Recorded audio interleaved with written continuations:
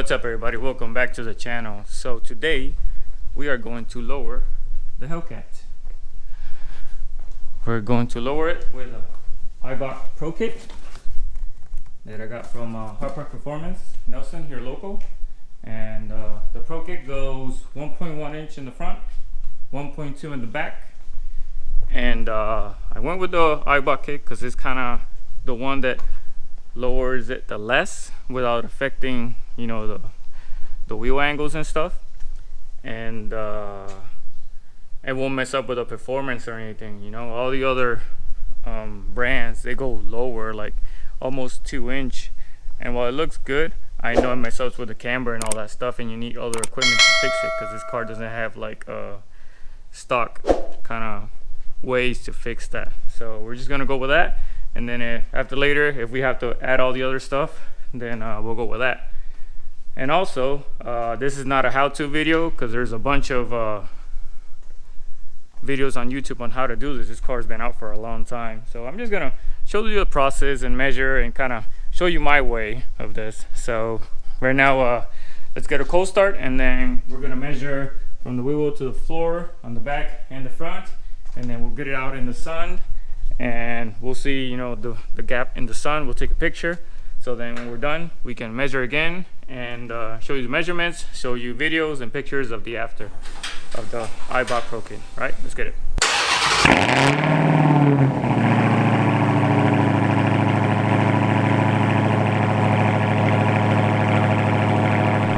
right, so we're gonna measure the front from the ground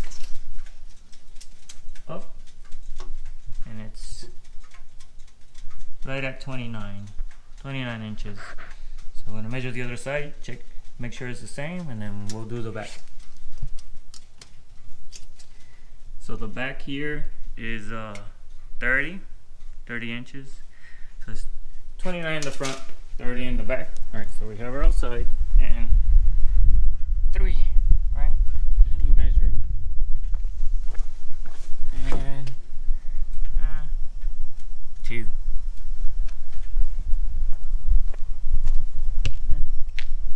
Here she is, 30, but yep, let's bring her inside and let's get to it.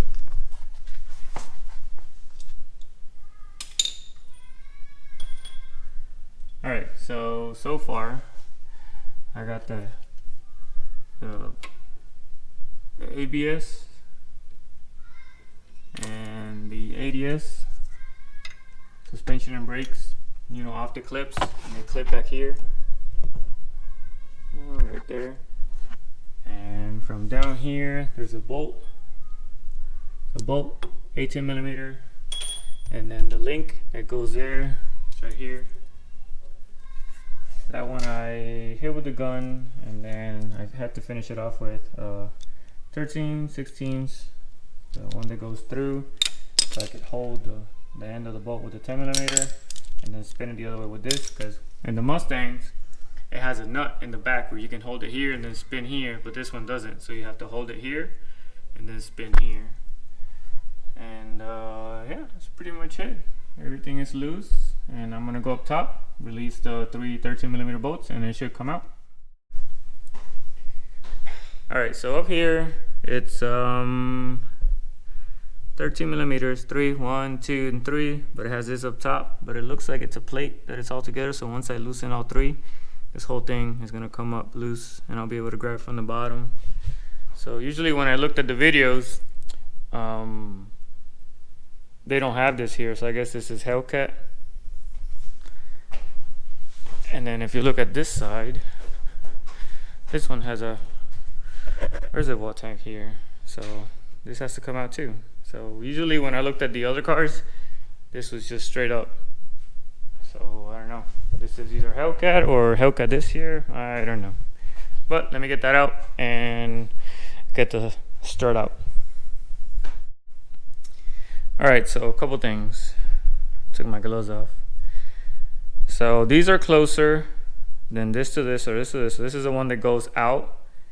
So just kind of align it a little bit. I guess once you get it in, you can spin this a bit, but kind of want to get it as close as you can. The top, if you just do it with a gun, You know, you'll get it down, but not all the way down. Sometimes in the Mustangs, I waited until it was in the car with the weight of the car, and then I finished tightened it.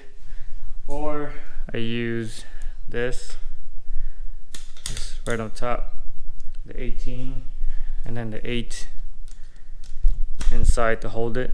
And then you spin one, hold the other. That way you don't spin the crap out of the rod in there. And always know that nut goes to the front, that goes to the back. So that's how kind of you align it. And then these springs are tighter in between the lines here. So it wasn't as easy as usually to get the spring compressors on, because these are pretty thick. So like to get them in between, you know, even though the Mustang has this wider here and it's a pain, this doesn't have it, so that helps. But these are a little bit tight, but I was able to get it in and put it on. As you can see, look at the brake line, comes from here, it curves, clips here, comes on the outside. So it clips 1, 2, 3, 4, and then it goes back here into the plug.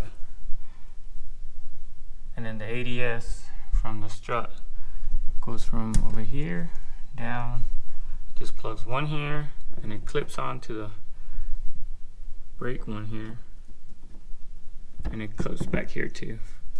So that's how you route those two lines. So I'm gonna take this one all out and put it back together.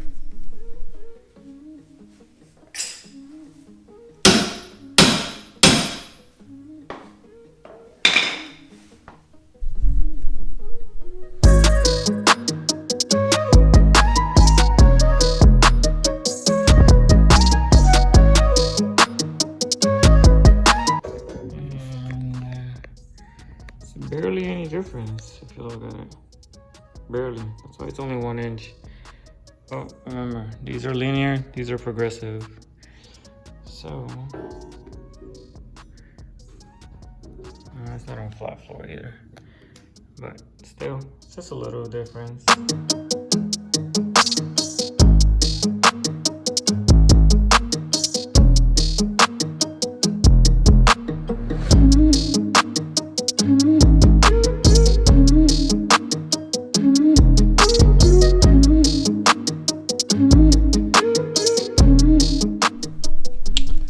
This is what I was talking about. That's where they plug both of them.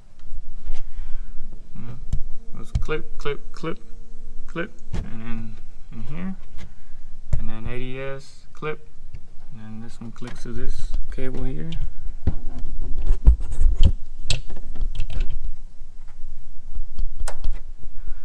Clip, and then it clips up there.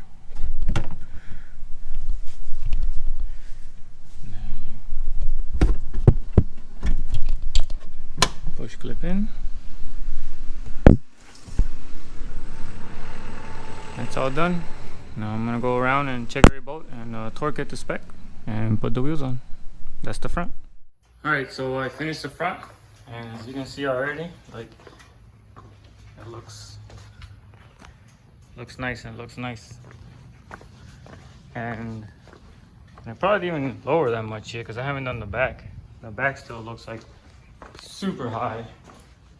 It's like I want to say, yeah, it's still the same. It's probably, I don't know why, but it feels a little higher. But the front, oh yeah, this car should come like that. That's good. Now we're gonna do the rear. So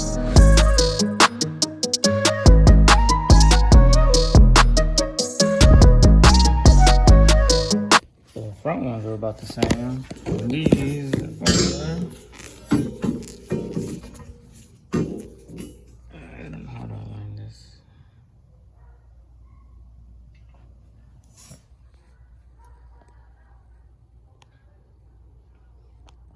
Have gloves on, can't focus.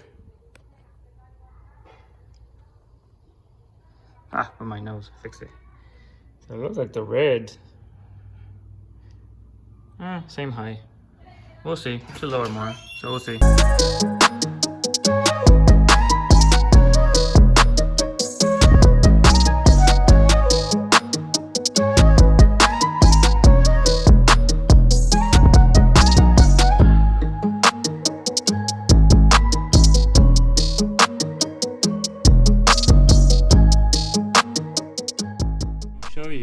some do is that you have to loosen the exhaust to get access, and then the other thing is to get this bolt in. They always cut this part. This is a pain. You have to raise it, and then you have to pry it, and you have to get it aligned, and it's not easy if you don't have another set of hands. So things that they don't show you, or they don't never tell you. But other than that, not bad. All done. Gonna put the tires back on and go for a drive, make sure it's all good, and show you guys in a couple days after it settles and see the difference between stock versus Eibach Pro Kit.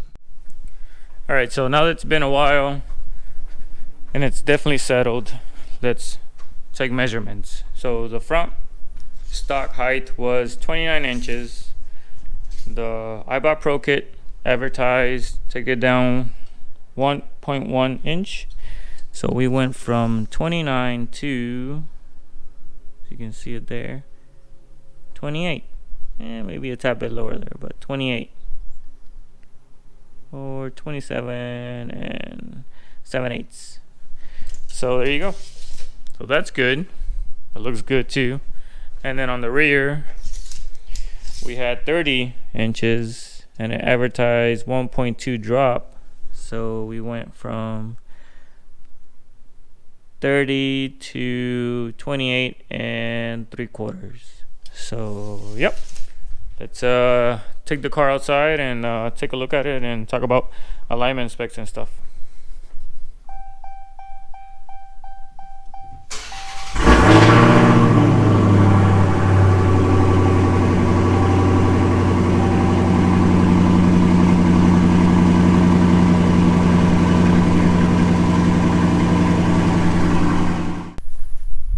Alright, so here it is in the sun. Yeah, 1 inch in the front, 1 1/4 in the back. I love how it looks. Feels just like stock. These are progressive versus the stock ones are linear, but I didn't feel much difference at all. You can change the dampening anyways with the ADS. So this is not super low. It's just a little bit of low, just enough to make it look good. It's windy out here, my bad. But got it aligned with the specs, except the rear camber. I can fix that with bushings. I mean, it's only off by like 0.3, I want to say. So it's not much.